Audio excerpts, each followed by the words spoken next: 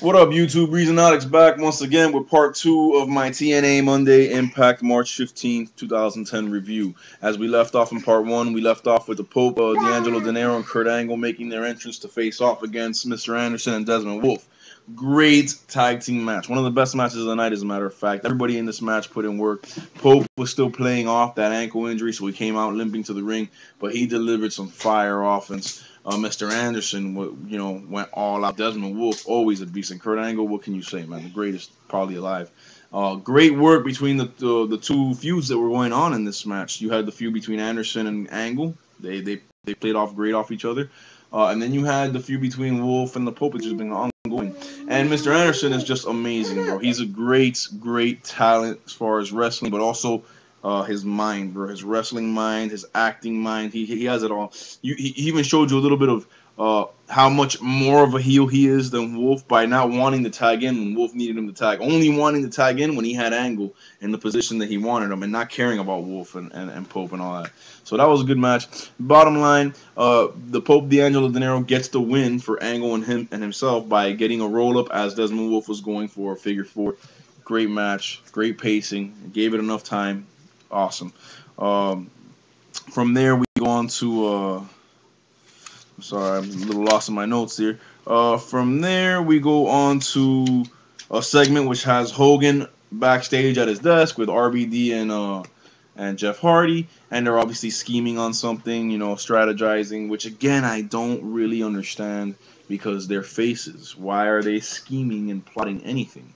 That's beyond me, but still, it was a nice little segment where you had Hogan at his desk, and he was saying, tonight this is going to be fun, guys. Jeff, you just take care of AJ Styles later on the night, and RVD, for you, this is going to be fun. And RVD was like, I can't wait. And they left the ring, and they left his office, and as they left his office, Bischoff came in, and then we had a really good segment which showed a little bit of preview or foreshadowing of the eventual split that's going to happen between Bischoff and Hogan. As Bischoff came in and started questioning Hogan, hey, look, man, we're supposed to be partners. This whole thing of bringing in Jeff Hardy and RVD was awesome. That was a great move, but why didn't I know about it? And Hogan, no, I know you were busy with the whole Jeff Jarrett thing and Mick Foley, and so I didn't tell you, but we're partners, man. Trust me, da-da-da-da-da. And then Eric Bischoff, you're right, I'm sorry for bringing it up. And Eric Bischoff leaves, and then Hogan's like, that was weird. So that showed a little bit of, what's coming, which I can't wait for that. After that, we had Angelina Love waiting in the ring for whoever is going to answer her open challenge from the Beautiful People. All three Beautiful People come out. Velvet Sky. They all come out, and Velvet Sky gets on the mic, and she says, tonight you're going to face our newest, for one night only, member, and it happens to be Daphne. And Daphne comes out from under the ring looking... That's another one. Daphne and Velvet Sky, those women are gorgeous. If they ever clean up Daphne the way they clean the Beautiful People up, give her a little bit of color, take away all that crazy clothes, she'd be the prettiest girl there. That's just a little side note. She comes in and beats the living tar out of Angelina Love. Gets her in a camel clutch type move, and it looked painful just watching because she was really wrenching her back. Angelina Love got a little bit of offense before the Beautiful People interrupted, or interfered, I should say, and then they all, start beating on her.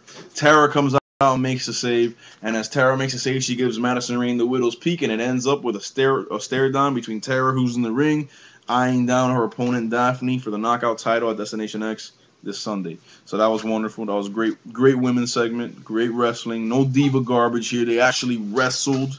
You know what I'm saying? Man, Daphne did. Look, first of all, they don't do stuff like this in WWE, but Daphne got Angelina Love by her legs, pulled her off the apron of the ring, and swung her head first, like a rag doll, boom, right into the entrance ramp.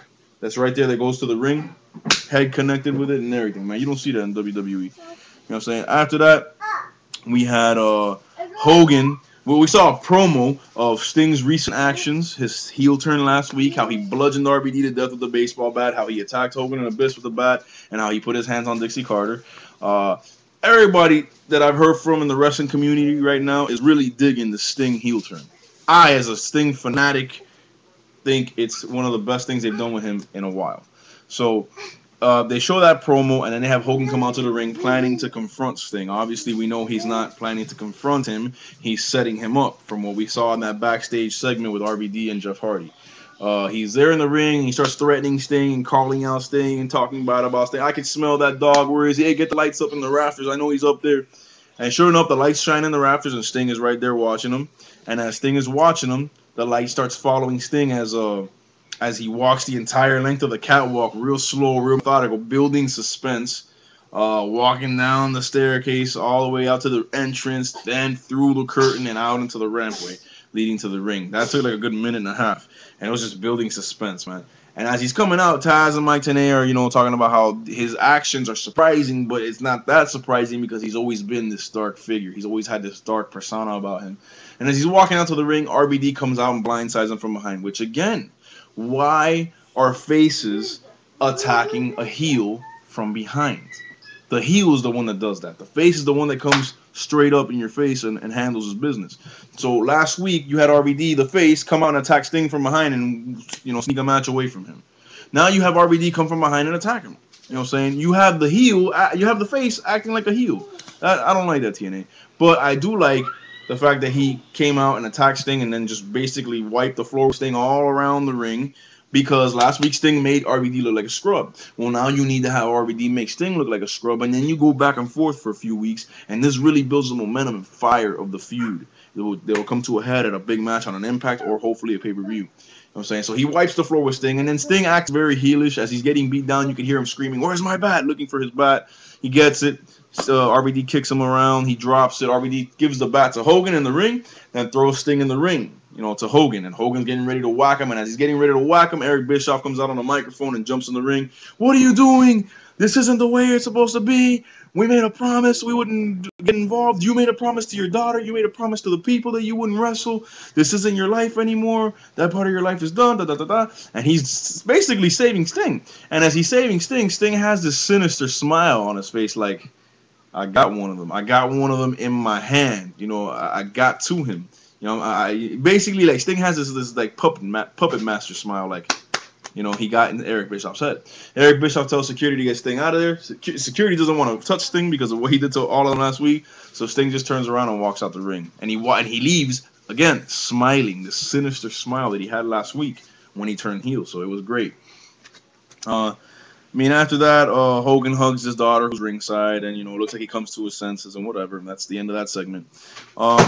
After that, you have Hernandez and Jeff Jarrett backstage, and Hernandez is letting Jarrett know how he saw last week how Eric Bischoff put him in a handicap match against Beer Money, and how Hernandez remembers that Jarrett was the one that gave him his shot. So if he wants any payback tonight, he's down to go to the ring with Jarrett and take on Beer Money. Jeff Jarrett is saying, "You know what? I like that. Let's do it."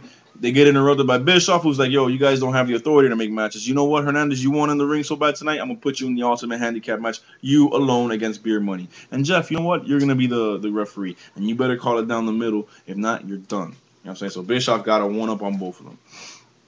After that, we come back from commercial. And you got Kevin Nash coming out to fight Scott Hall. Now, I forgot to mention this. Earlier in the broadcast, Kevin Nash and Eric Young confronted Scott Hall and Six, who were getting interviewed backstage. And he said, "You know what? I know you're about the money, Scott. I got $25,000 that says you can't last 5 minutes with me in that ring." Scott Hall accepts, so here we are. Kevin Nash and Scott Hall. First of all, Scott Hall, man, as much as I love his character, he just can't do it in the ring anymore. He's just not in shape. You know what I'm saying? But it was good for nostalgia's sake to see Kevin Nash and Scott Hall, the outsiders, going at it in the ring. You know what I'm saying? The match was mostly dominated by Kevin Nash. Scott Hall had some offense, you know, some hard punches, you know, some of his usual tricks. But basically, Kevin Nash dominated the match until Six-Pac interferes with some handcuffs, ties Kevin Nash in the corner. They double team and beat the crap out of Kevin Nash. Eric Young comes out to make the save. He's doing good for a little while, but the numbers game catches up.